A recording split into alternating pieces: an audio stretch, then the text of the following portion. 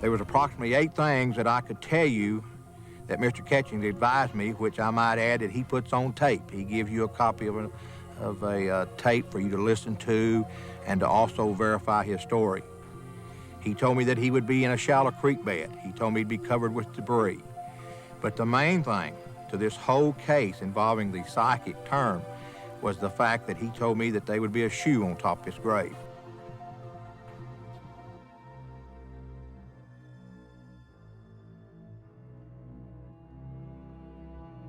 The next morning, Detective Rourke went out alone, scouring the area already blanketed by volunteer search parties.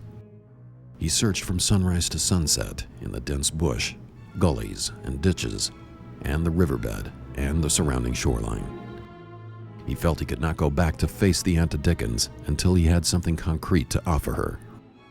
However, after more than 12 hours of searching, and with daylight almost gone, Detective Rourke reluctantly gave up his quest.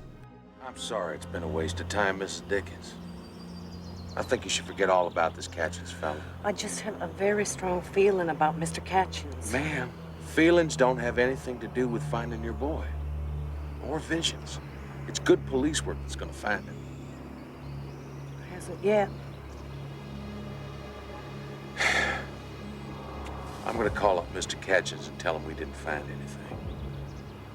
I don't think we ever will by listening to him.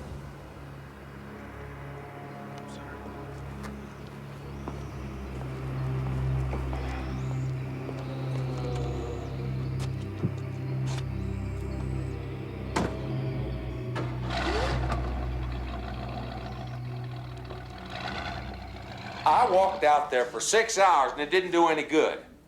Now, I was afraid of this. The mother is quite upset. Did you take 2 policemen with you, like I said? No, I went alone. Well, go back out there again. After listening to the tape I made for you, do exactly like I said. Take 2 officers with you. Will you do that? I don't know.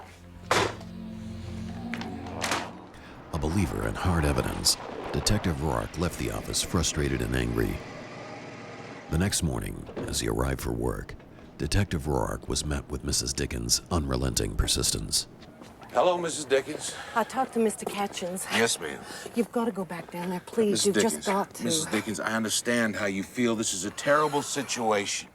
But I think this Catching guy is a cruel waste of time. Officer Rourke, please. Just do as Mr. Catchings asked. Please. All right.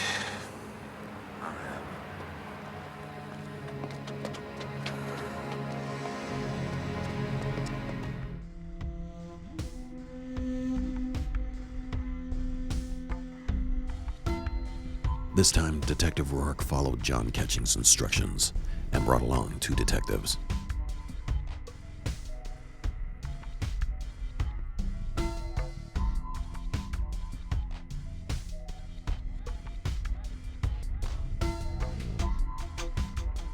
The 3 skeptical men searched the huge area for some time.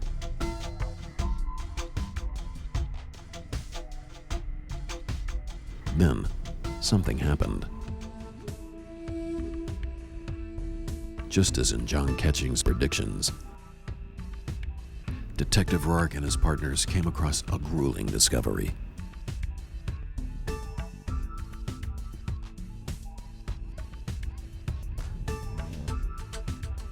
Detective Rourke saw the pathway to the house John Catchings described.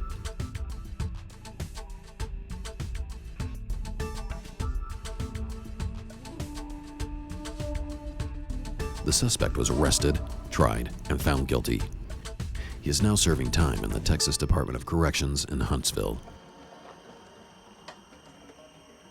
Well, one thing I appreciated is when this case went down that you stood up in front of the media and public, and for the first police officer to say, I went to see a psychic, he told me to do some things, I did the things that he suggested, and those things worked. And I know that that opened the door for a lot of other opportunities and uplifted the public's awareness of psychic phenomena. And you know, if it hadn't been for you standing up and saying that, I wouldn't have been able to find the other bodies and help the other departments that I've been able to help since then. And I always thought we made a pretty good team, Ron. Maybe we'll get a chance to go hunting together again sometime. Well, it's a shame that our business is when somebody else is hurting. But on the phone that I've told all these police officers, all these investigators that's called, when you've gone through all the normal law enforcement leads, when you've tried everything you can try, when you've got that mama sitting there crying night after night holding that son's picture of that daughter, the thing that you've got to do is you've got to take that one more step. If you don't take this step, then you have not completed. You have not done everything humanly possible to help these parents, because there's no hurt like a lost child.